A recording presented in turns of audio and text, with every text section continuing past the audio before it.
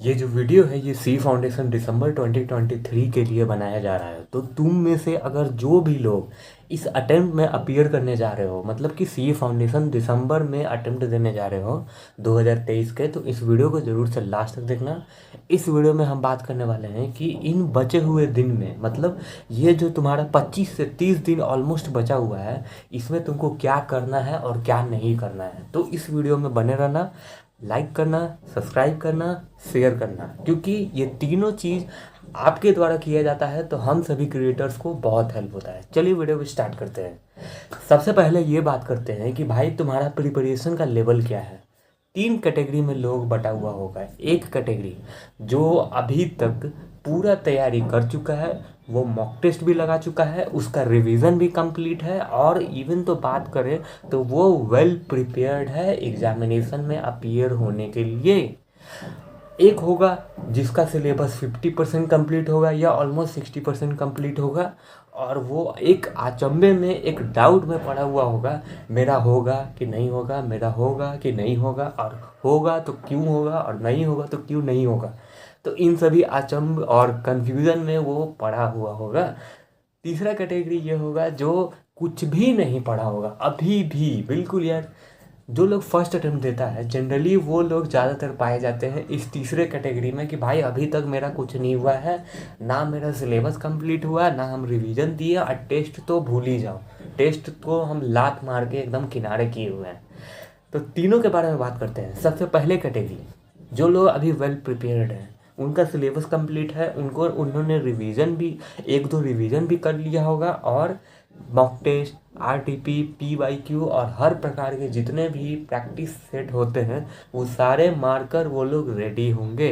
ऐसे लोगों को क्या करना चाहिए, देखो बहुत सही चीज़ बताऊंगा, अपने एक्सपीरियंस से ये बात करूंगा कि ऐसे लोग जो वेल प्रिपेयर्ड हो जाते हैं वो आखिरी के दिनों में ढीले पड़ जाते हैं। इसका मतलब आखिरी के दिनों में वो लोग अपना कॉन्फिडेंस तो नहीं कहेंगे, अपना जो एफर्ट है उसको लूज कर जाते हैं। क्यों? कि उनको लगता है कि यार हमको तो सब आता है, सब पढ़ लिए हैं, क्या पढ़ने का ज़रूरत है, कुछ नहीं। ये चीज़ गलती तुमको खास कर नहीं करना है इस वक्त।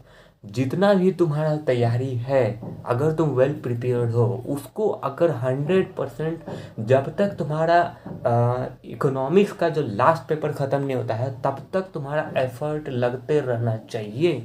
क्योंकि जहाँ एफर्ट गया, तुमको पीछे करने वाला लाखों लोग बैठा हुआ है जो अपीयर करने जाएगा सी फाउंडेशन में, ठीक है। तो ये गलती तो बिल्कुल मत करना है कि अपने आप को इन बचे हुए दिन में ढिलाई में पाएँ, या अपना एफर्ट कम कर दें, या किसी भी डिस्ट्रैक्शन में पड़ जाएं। तो इन चीज़ों से दूर रहना तुम्हारे लिए यही एक चीज़ है कि भाई लूज मत करना अपना एफर्ट को, ठीक है।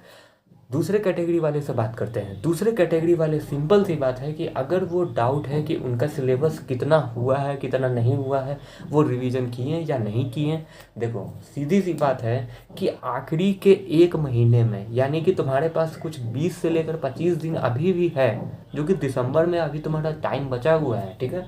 मान के चलते हैं ना, तुम्हारे पास 30 दिन है आखिरी के। ये 30 दिन तुमको डिसाइड करना है कि तुमको तुम्हारा सिलेबस कितना कंप्लीट है कितना नहीं है। मेरे अकॉर्डिंग, अगर मुझे फॉलो करते हो और अगर मेरी बातों को तुम गौर से सुनते हो कि मैं क्या कहना चाहता हूँ, तो मैं एक सजेशन तुमको खास कर देना चाहूँगा कि सिलेबस कंप्लीट नहीं है, रिवीजन नहीं किए हो, मॉक टेस्ट नहीं लगाए हो, still you can pass. Definitely अभी भी तुम पास कर सकते हो।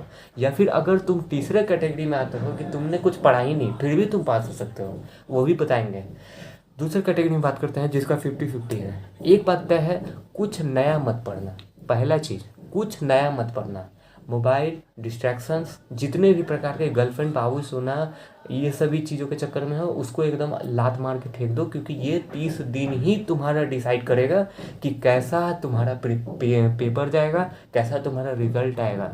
पेपर दे कर आओगे, तुमको खुद पता होगा कि तुम्हारा क्या आने वाला है, कोई बता नहीं सकता है, और तुमको पता होगा, तुम छुपा नहीं सकते हो अपने आप से, ठीक है। तो जितना भी सिलेबस हो गया है उतना ही करना है, अब नहीं करना है, अब कुछ नहीं करना है। पहला ही चीज़ यही था। अब दूसरा चीज़ क्या करना है, दूसरा चीज़ ये करना है कि जितना भी पढ़े हुए हो, लेट्स सपोज लॉ में तुम इंडियन कॉन्ट्रैक्ट एक्ट कर लिए, कंपनीज एक्ट कर लिए, या फिर और भी कोई एक्ट कर लिए, जितना भी तुम्हारा प्रोविज़न जो सेक्शन बोल लो, चाहे वो डायरेक्ट थ्योरी का कोई क्वेश्चन है, चाहे वो प्रैक्टिकल क्वेश्चन है जिसको केस लॉ बेस्ड क्वेश्चन भी बोलते हैं, उसका राइटिंग प्रैक्टिस स्टार्ट करो। ये अकाउंट्स के लिए भी है, अकाउंट्स में भी सारे फॉर्मेट्स का प्रैक्टिस करो।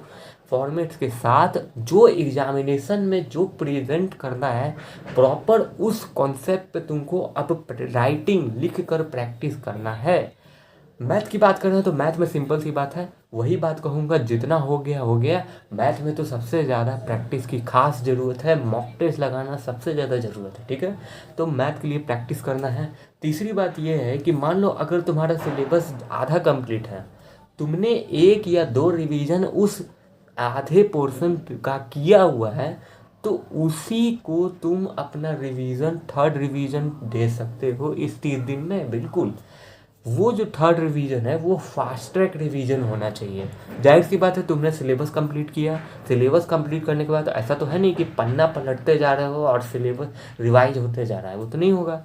तुम रिवीजन करोगे तो थोड़ा सा टाइम लगेगा, दूसरा रिवीजन कर रहे होगे तो थोड़ा सा कम टाइम लगेगा। ये जो तीसरा रिवीजन है, इसमें हाईलाइटेड की पॉइंट्स को देख के रिवाइज करना है कि अच्छा इस प्रोविज़न में ये कीवर्ड था, ये इस कीवर्ड से तुमको वो प्रोविज़न सारा याद आना चाहिए। इस प्रकार से तुम्हारा थर्ड रिवीजन होगा, या तुम तीसरा कर चुके हो तो चौथा करो।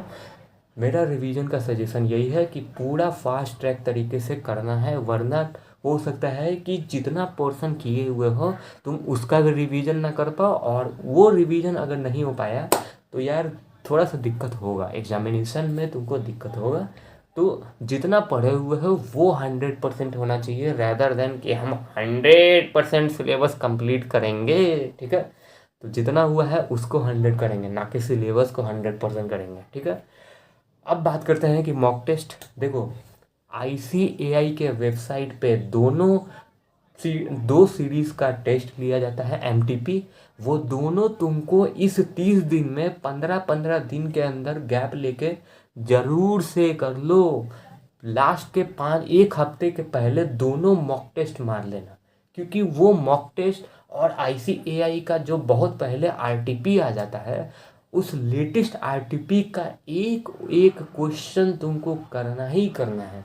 तब तुम भूल जाओ कि कोई तुमको फेल भी कर रहा है, तुम डेफिनेटली पास हो रहोगे। ये कुछ चुनिंदा बातें हैं जो अपने दिमाग में रखोगे, इस पे इम्प्लीमेंट करोगे तो कोई तुमको फेल करने से, पास करने से नहीं रोक सकता है। अब बात करते हैं तीसरा कैटेगरी, जिसका फर्स्ट अटेम्प्ट होगा। जो लोग अपने गलतियों को नहीं सुधारे होंगे, वही गलतियां फिर रिपीट कर रहे होंगे, तो उन लोगों से क्या कहना चाहेंगे? उन लोगों से सिंपल एक चीज़ कहना चाहेंगे कि सिंपल सी बात है कि कुछ तो पढ़े हुए होंगे। 6 महीना 8 महीना, नवंबर के लिए कम से कम 7-8 महीने का टाइम मिलता है जो भी लोग 12th दे के निकलता है। तो इतना टाइम में तो हो नहीं सकता है कि तुम 30-40% सिलेबस नहीं किए होगा। एक चीज़ तो कहेंगे तुम्हें लिए भी यही है, कुछ नया मत करो। सीधी सी बात है, तुमको एक नया स्ट्रैटेजी फॉलो करना पड़ेगा। ICAI का RTP पास्ट ईयर क्वेश्चन जितना भी है, पिछले 8-10 अटेम्प्ट का, वो और MTP सारे पेपर्स को तुमको पूरा तैयारी करना पड़ेगा। क्योंकि मान लो यार तुम्हारा तैयारी नहीं है और तुम कुछ सिलेबस भी कंप्लीट नहीं किए हो, तो ये वो चीज़ है, ये वो कुछ आखिरी के दिनों में करने का जो कॉन्सेप्ट है, वो तुम इस चीज़ को करके पास हो सकते हो। क्योंकि देखो, अकाउंट्स का पेपर है, लॉ का पेपर है, मैथमेटिक्स का है या इकोनॉमिक्स का है, कोई भी पेपर है, इसमें से ये गारंटी हम देते हैं तुमको कि तुम्हारा MTP RTP PYQ से ही क्वेश्चन निकल के उठ के दिखेगा तुमको तुम्हारे पेपर में। फिगर्स बदल सकते हैं, फैक्ट्स बदल सकते हैं, कंडीशंस बदल सकता है लॉ में, कभी भी कॉन्सेप्ट नहीं बदलता है। तो सीधी सी बात है, MTP PYQ और तुम RTP, ये सभी चीज़ ज़रूर करो। और जितना भी सिलेबस तुम किए हुए हो, बस उसको 100% कर लो, कोई नहीं रोक पाएगा पास करने से। ये वीडियो तुम सभी को कैसा लगा नीचे कमेंट बताना, और जितने भी प्रकार के इन दिनों में तुम सभी को कोई दिक्कत आ रहा है तो नीचे कमेंट बताओ। नेक्स्ट डे एक और वीडियो आएगा, अब डे बाय डे वीडियो आते जाएगा। चलिए इस वीडियो को यहीं समाप्त करेंगे, तब तक के लिए जय हिंद।